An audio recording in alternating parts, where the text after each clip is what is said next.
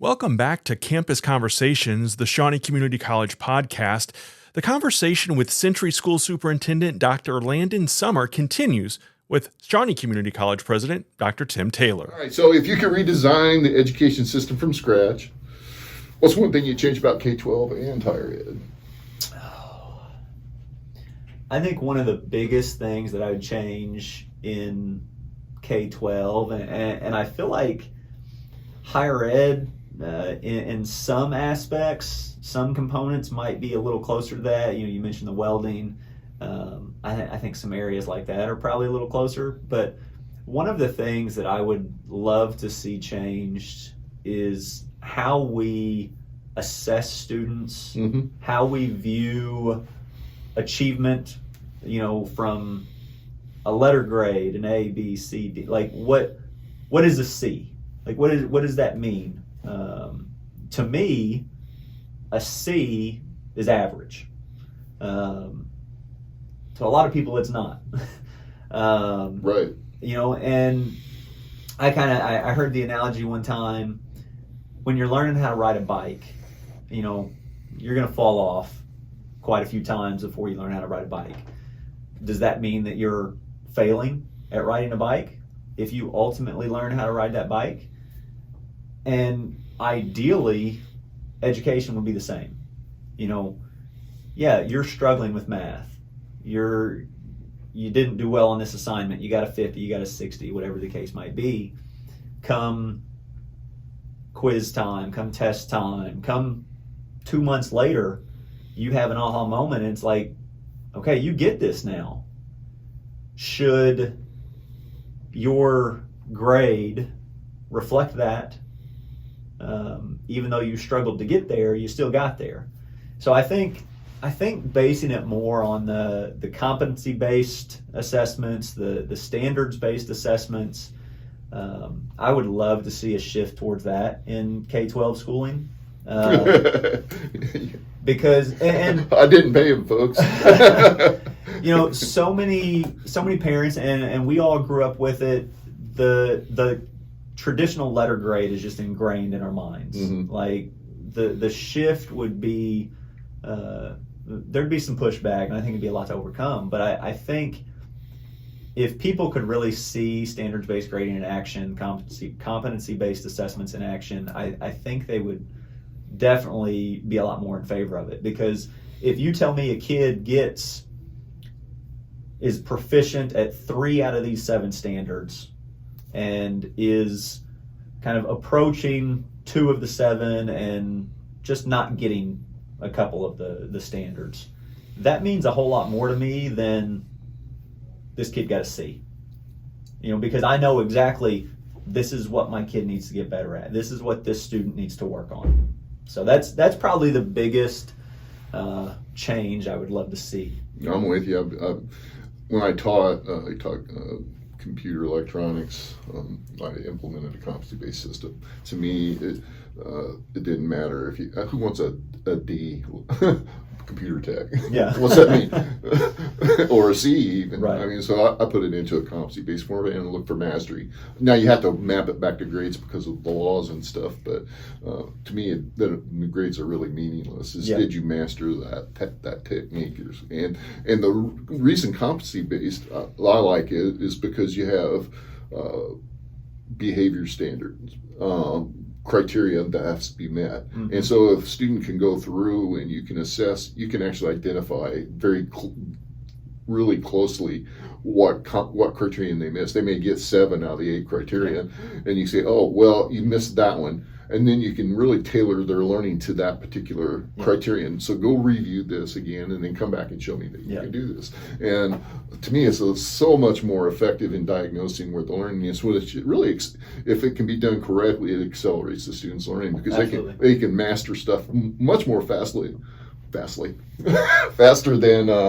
we give them credit for. Especially if you got 20 students in a class, 10 get it and you got 3 or 4 that don't. Those 3 or 4 are keeping that 10 from moving. And sometimes those 3 or 4, once they get it, they can pass those other 10. Yeah. So, I mean, it's just kind of crazy doing it, but I agree with you 100%. I think it gives kids a little bit more of an investment, a personal investment in their learning as well. Because, if a kid gets, let's just say a 50 on an assignment, and they see that F out to the side, it's got to be deflating. Whereas if you give them that same assessment, that same assignment, and they see, okay, you've mastered, if they hear the word mastered, 3 of the 6, which is technically the same as getting a 50%, but you need to work on these other 3, that gives them a little more motivation. Yeah, it changes the mind. Yeah, it changes the mindset for sure. Absolutely. Yeah, I agree. So what's something a student or maybe even a parent has said or done that caused you to rethink your approach or shift what your perspective is on the topic? It's a good question. I kind of go back to what I mentioned earlier, viewing things from a parent lens personally. And one of the things over the last 10 years or so that I've been in administration that kind of just is a pet peeve is when we're going through the semester, we get to even the midpoint, progress reports, then the middle of the year, but even more so at the very end of the year. And a parent comes in and they says, I had no idea my kid was failing. That's something that I think is a poor reflection. We're in a technologically savvy age where we want to say, well, you've got access to Infinite Campus, your student portal, you can get on there and see their grades, or we tried emailing you, or we reached out and this and that, but then we never hear anything back from them. So it's like, did they really get the message? So I think comments that are similar to that, whether it's academically or behaviorally, that parents are blindsided by some of those things, I think we need to do a better job of communicating with those parents at the K-12 level, so that if your kid's struggling, early on. It's not a surprise, it's the end of the year and your kid failed 4 classes. I think sometimes we're too reliant on the technology where, okay, I sent you an email, I've done my part, but you've got to have that meaningful, engaging conversation versus just, here's the information. If you see it, great. If you don't see it, I sent it. So yeah, I mean, what it was kind of shocking to me a little bit coming back down here, be present at Shawnee, is the amount of homes that don't have access to internet or even cell service, or the amount of homes that go through multiple cell phone numbers in a year. Their minutes are up. They got to get a new one, whatever the case might be. But yeah, there's a lot of homes down here that still don't have good access to internet. So certainly makes it hard to rely on the technology for communication. And I don't know that people read letters anymore. No. Sometimes you just got to go a little more old-fashioned, pick up the phone and try to get a hold of it. Assuming they got the right number, right? Very true. Yeah. It's certainly something to think about. So in your opinion, what do college presidents need to know about high school students? I think high school students, I've seen a big shift over the last few years. They're much more aware of their mental health now. Mm-hmm. Incorporating a lot of social emotional learning into what they're doing. Mental health is just at the forefront of a lot of conversations with youth today. And I think understanding that, as they come from even elementary to middle school to high school, but then from high school to community college or university or whatever it might be. I talked about the struggles that I would have had going to SIU, and mental health wasn't as talked about as much then. But kids are in tune with themselves much more, I think, than they used to be, and just understanding that, and I think realizing that it's just as much about the culture for them at a place as it is about the some of the academics. Being a part of something, and having some of those social emotional supports in place to support them as they're making that transition. We've seen a big growth of that in the student mental health. I don't think it's called that in the act, but there's legislation that requires us to provide those services. Yeah. And the idea of trying to do that in a community college environment where they're commuter students. Oh, yeah. And they come from all over, and they have different needs, and our average age is 25, 26 still. So we have a big range of students. Yeah. So it's definitely a challenge, and we have seen it emerge, and I don't think anybody's got quite the answer yet. But no. It's a challenge at K-12 when we've got everybody there all day long, and I can't imagine the. Now you've got SEL grants, right? And, yeah. and things to help support it. What have you done at the high school to kind of help support that? So we've had a big focus on staff SEL lately, because kind of the trickle down effect. Teachers are having a lot of burnout, staff as well, not just teachers, but kind of meeting their needs so that they're better prepared to meet the needs of the kids. It kind of goes back to the whole, you got to put your oxygen mask on first when the plane's going down before you can help other people. That's a great observation. I Yeah. hadn't thought of that. That's really, Yeah. That feels right to me too. But our elementary principal and our guidance counselor, I mean, technically she's junior high school guidance counselor, but she's been doing a lot more over the last couple of years, kind of reaching down into the elementary.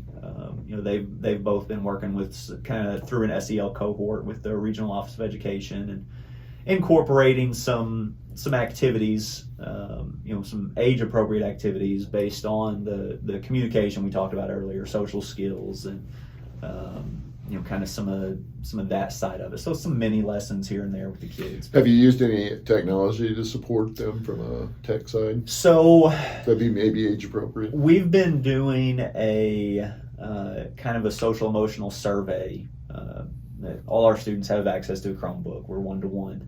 And so we've been administering that annually for the last probably 3 years, just to kind of see where the kids are at, not just overall, but more specifically, and kind of hammering down some of the responses that the kids give us to see how we can better meet their needs. So some of the data that we get back from that survey has been pretty helpful. Using that technology side of things, anyways. Are you gonna be able to sustain it if the grants go away?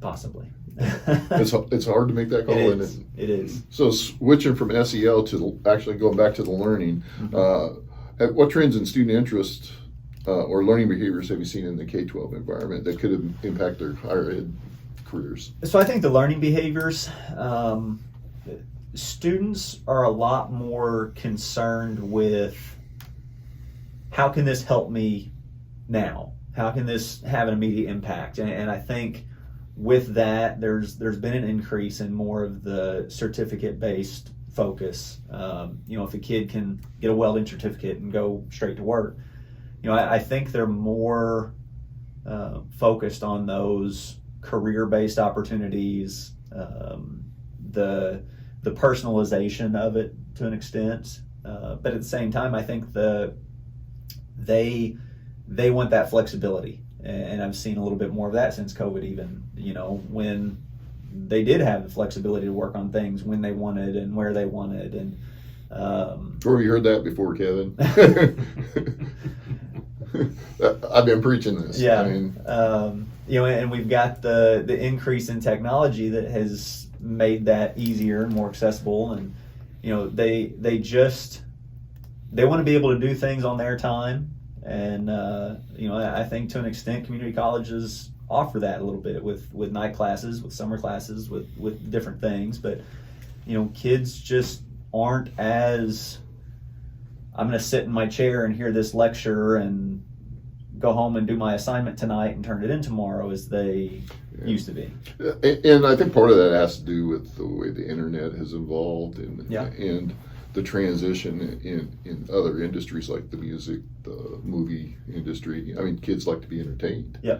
It's got to be engaging to them. Yeah, exactly, for them to want to connect to it. So that's one of the reasons we've been kind of putting a focus on that performance-based education piece, so that the content can be delivered, wherever or however they want. So heck, I feel like it hasn't been too terribly long since I was in the classroom, although it's been 12 years ago, I guess, since I was teaching math. But early on in my career, it was, when kids were asking me why they've got to learn some of the basics of math, well, you're not going to walk around with a calculator in your pocket all the time. Well, heck, now they're walking around with mini computers in their pocket that they can have access to super powerful. Anything. Yeah. So it's more important, like I said, to make it engaging and interactive for them. I think just communicating the relevance of what we're trying to do, and why it's important, at least with my kids. If you can tell them this is why this is important and this is how it's going to help you, that's a big step. Yeah. They'll do a lot. And I don't know about your kids, but my kids use YouTube a lot to learn things. Yep. And they'll sit for hours if they're wanting to learn something, figuring out different YouTube videos. Heck, that's my first stop if I got to figure something out. Me too. So what's one leadership lesson you learned the hard way that you wish you'd learned earlier in your career? I don't know that, I don't know that it was too hard, but one of the things coming into administration, even as a young principal, you've got to have some humility about you. I was always one that was kind of too proud to say, I don't know. I felt like I had all the answers, and I don't. In administration and education in general, every day is something different sometimes. And being able to stop and say, I don't have an answer to this. I gotta go find an answer. I gotta talk to the people around me. I gotta call some other administrators to find out how to deal with certain situations. And like I said, my first couple years, being young and wanting to impress people and show everybody that I know what I'm doing in this job, it was kind of difficult at times to do that. But man, it's so crucial to be able to rely on the people out there that do know, that have been through more things, and that might have the answers or have lived through something before. So I think, like I said, just that humility to know that I don't know it all. That's a nice epiphany. Mine was a little bit different. When I taught in Milwaukee, and I taught private school. It was all inner city gang kids, basically. And I basically had a 9-month program to teach them computer electronics. But it was, if you look at the actual content of the curriculum and had mapped it out into an associate degree, it would fit. And so and I had to teach them math. And I had to teach them writing because I was the only teacher. Yeah. I did feel like they needed some civics because I wanted them to be good citizens. Right. That's kind of the purpose of it. So I taught them all that stuff. And over the course of the 3 years that I had different classes, I had 117 students. 98 of them graduated, and they all got great jobs. And so I felt like I knew how to teach electronics, right? Yeah. I mean, clearly. And so my first administrative job, I was an associate dean, teaching or supervising the electronics program. Right. And what I realized over time is I can't make somebody do exactly what I did, and I shouldn't. And I shouldn't do that. And I kept relearning that lesson as I went from associate dean to president. my job has to change at each different level. And building a team is the most important thing at our level is and not worrying about the details, which makes it probably tough for you because you're in a kind of a middle management kind of a scenario as being principal, but you're also leading the institution. So, I mean, that's a dynamic that it's hard for people to understand because you know how to do it well, but that may not work for some other individuals. And having that humility, having that realization that, hey, how can I support you? What do you need? Because guess what? There's multiple paths to alignment, and you can get them there in your way. I just need to support you in that. And so that was a big learning piece for me. Yeah, absolutely. You talk about that team. You've got to have a good group around you. You've got to have that strong team. So, how do you, I think you probably addressed this a little bit, but how do you encourage innovation and creative problem solving in a small school? So I'm one that typically if a teacher comes to me with an idea, something they want to try, I'm not going to say no to too many things. Depending on the price tag on it. The ramification there. We'll talk through it and explore some of the roadblocks, the hurdles that they might come across. But if somebody comes to me with a unique idea that they want to try, let's go for it. We've talked about Brent earlier in the ag department that we've got, and he's done a lot of different things over the years with incorporating drone technology into some of his ag classrooms and 3D printers, and we can even go all the way down to some of our elementary classrooms that have utilized the technology that we already have to take virtual field trips or access museums or different places across the country, across the globe even. So I think technology's really helped, especially when you're kind of limited in your resources at a small district. Technology makes that a little bit easier, but I try if they come to me with something new they want to check out, let's talk about it. Let's see how it might work. That's all I ask is let's just see what worked well, what didn't, and let's make the next iteration better. So let's document what the outcomes look like. Because I will say I'm a little data focused, too much probably sometimes for most people. So what advice would you give a college president about working with younger generations? I know we kind of touched this a little bit, but any advice? Students, parents? Like I said earlier, and we have touched on it quite a bit, I think making things meaningful and engaging. I think that's why Brent's so successful. Those kids understand exactly what, absolutely, and they're engaged in doing something they're going to be doing. They're hands-on for the most part. It's tied to something specific that they're going to see themselves having to do in the future. So that's probably the biggest thing is, it's got to have meaning for the kids.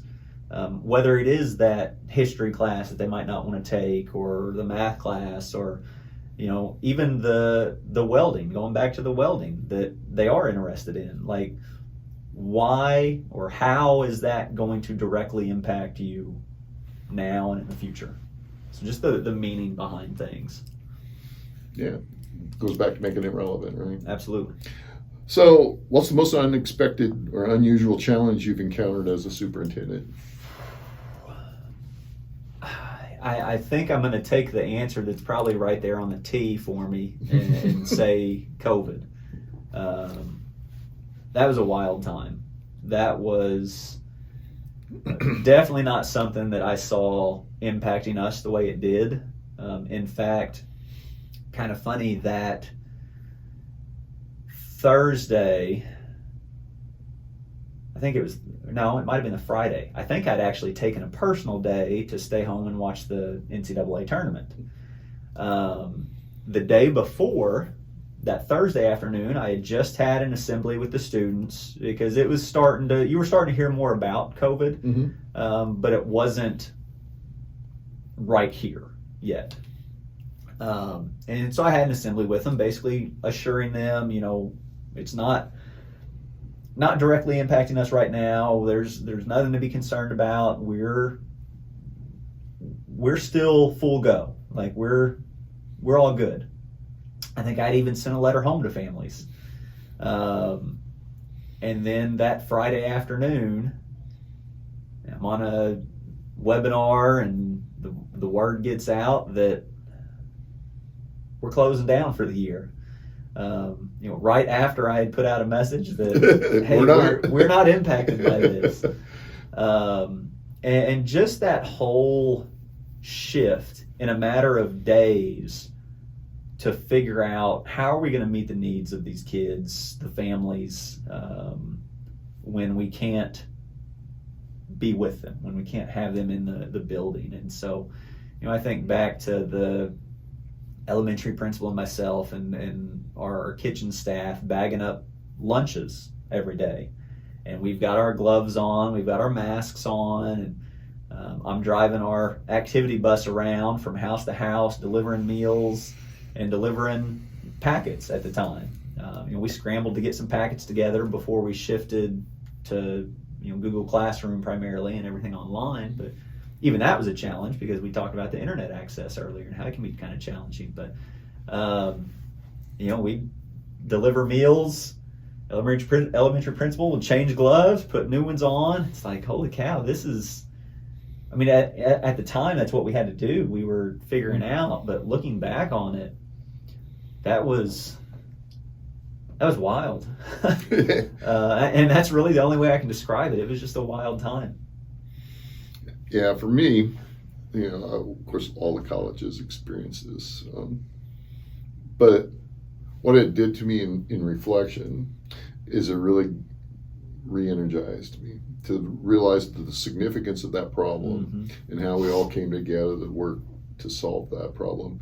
We all implemented some creative ideas and solutions and helped build our team. So I know that we have these abilities still. Sometimes you, at least in my chair, you kind of wonder, man, do we still have that passion? Do we still have that fire? Do we still love our students, kind of a thing? But that really kind of helps re-energize to know that, hey, we're still focused. We just kind of got into maybe a rut or something, and this really helped us move forward. So let me ask you this. If you weren't in education, what career would you be in? Well, I talked about law earlier. That's only if I had to go back to school. If I didn't have to go back to school and I could be involved in a career, I think I'd have to go with something sports related. Whether that's on the agent side of things, whether that's dealing with the analytics and kind of like a front office role. That's the idea. Some of that kind of stuff. But I think being involved in sports would be my ideal job if I could pick anything. That's awesome. So let's open up the tech question a little bit. How do you see AI and newer technology reshaping K-12? And what do you think higher education should be doing in response? So AI is an absolutely insane, amazing thing. You're talking about generative AI, right? Yes. What it's evolving into. One of my, and we haven't dabbled a whole lot with AI at the K-12 level just yet. I know some of our teachers struggle with AI as far as papers and some of that kind of stuff. But I think if we can tap into AI the proper way, goodness, I think some of the possibilities are endless. And like I said, I'm not utilizing it a whole lot. Like I've just in the last few months probably gotten more comfortable asking ChatGPT things. Kind of wild.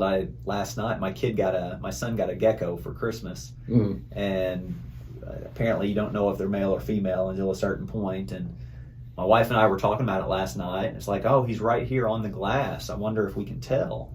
I have no clue.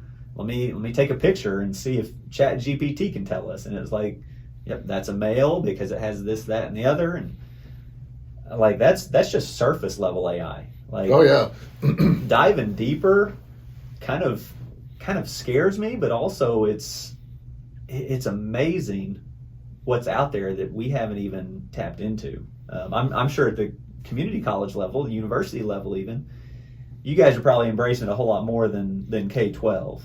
Yeah, we've done a lot here. I actually put it in all of my direct reports, performance evaluation as a goal to experiment and play with AI, Oh, nice. so that they have a sense for what it can and can't do. But we've been really kind of hitting it hard for about 2 years now, and what I've learned about it, it's so helpful for me because I can take a message. We did DISC surveys. You're familiar with DISC? Mm-hmm. So we know our personalities and high D, high C, but I got a staff that's pretty high IS. And I can take the communication that I want to say, some things, and I say convert it into a communication where a high IS would engage with it. And it will do that, and it will rewrite it in ways I wouldn't have ever thought of. Yeah. And the more, you ask, one of the things I'd encourage you to do with your chat GPT is ask me clarifying questions at the end of whatever you put in there, and it'll ask you questions. And the more your AI and you have a personal relationship, the more it'll hit that mark early on for you. But what I see the future of AI is as you fuse it with other technologies. And right now I'm really interested in VR.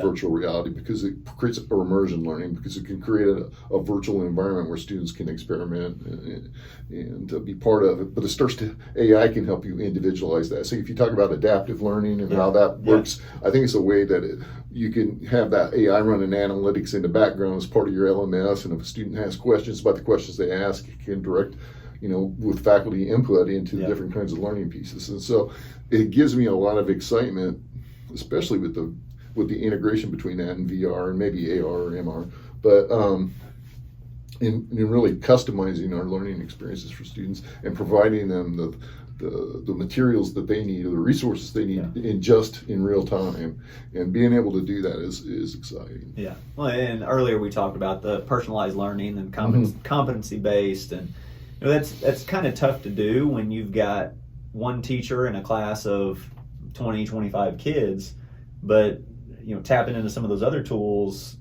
I think that's the direction we've got to go to make some of that stuff happen.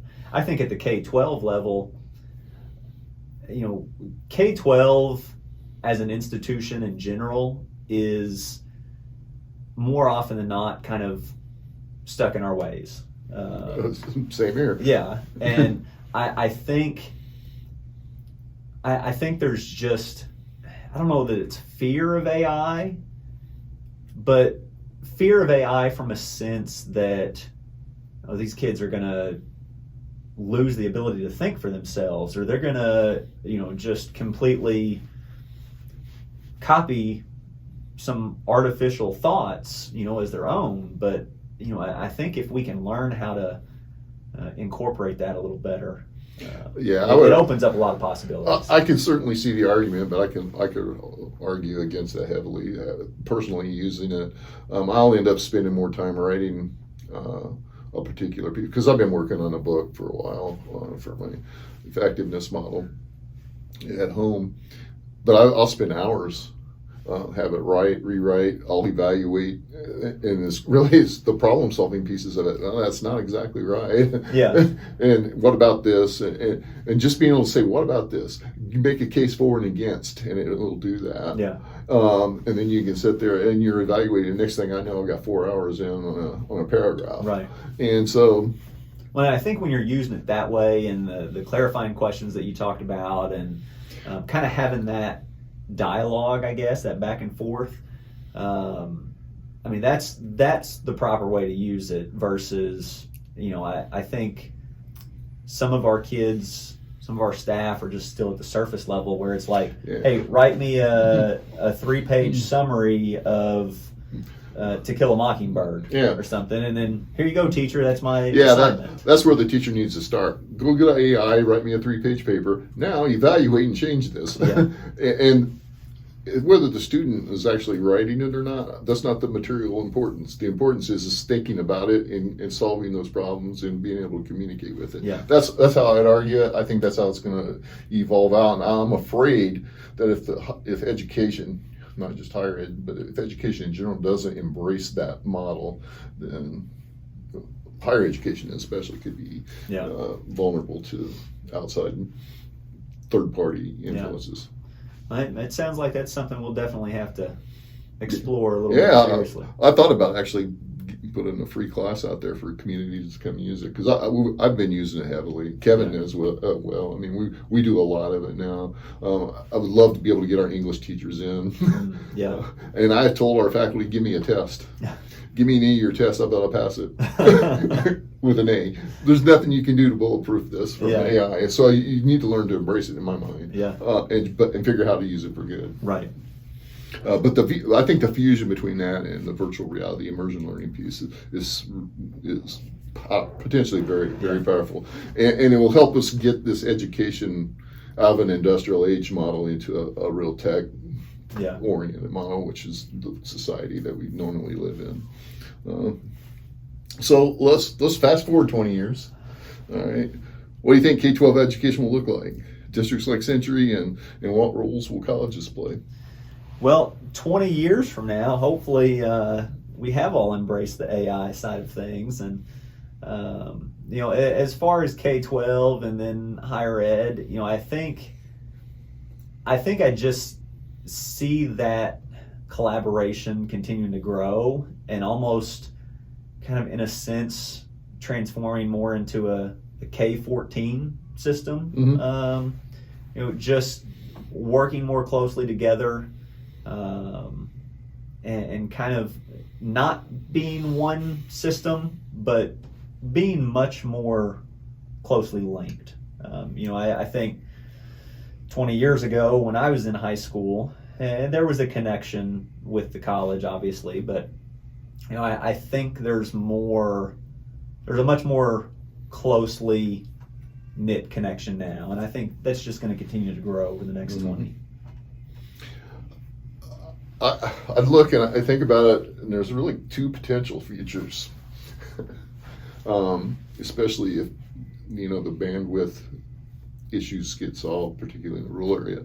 There's a lot of people that you can empower parents to do a lot, and students to do a lot from home. So I could see a growth of homeschooling, and I could see a growth of third-party competition as it relates to badges and competency-based learning, and being able to scale it in a way where I can't compete with it from a financial side. So I worry about that side. That's why I want us to kind of get ahead of it.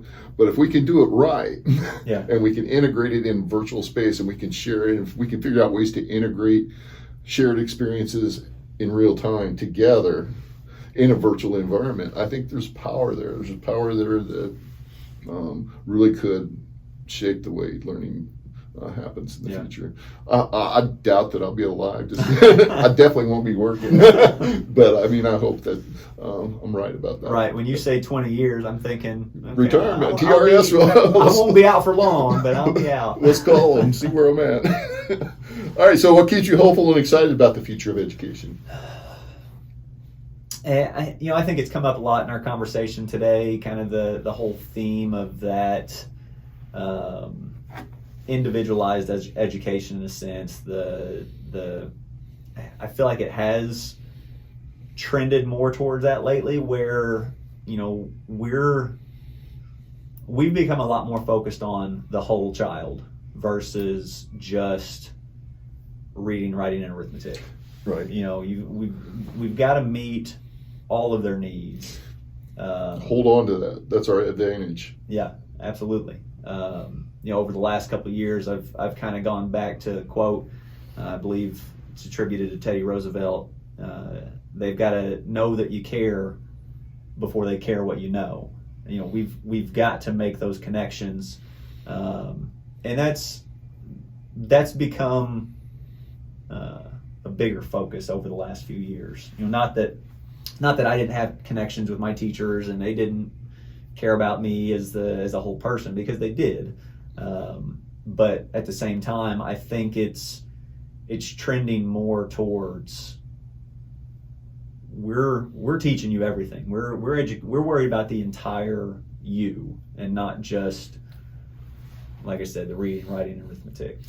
In my mind, as long as we can continue to do that and grow it as a system, and not just independently, but together.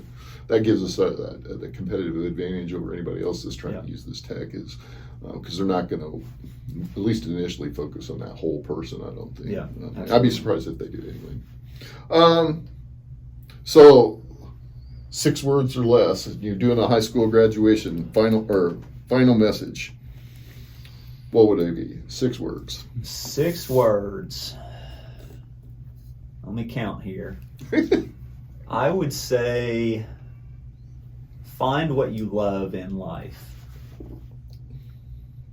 Yeah, that's 6. All right. So, and I think expanding on that a little bit, that applies to everything. What you're doing with your life, your career, your job, your friends, your family, your hobbies. If you can find things in your life that you love to do, love to be a part of, and love people that you're around, life's going to be great. It's going to be great. That's similar to mine. Be passionate, be considerate, and let's ride. I like it.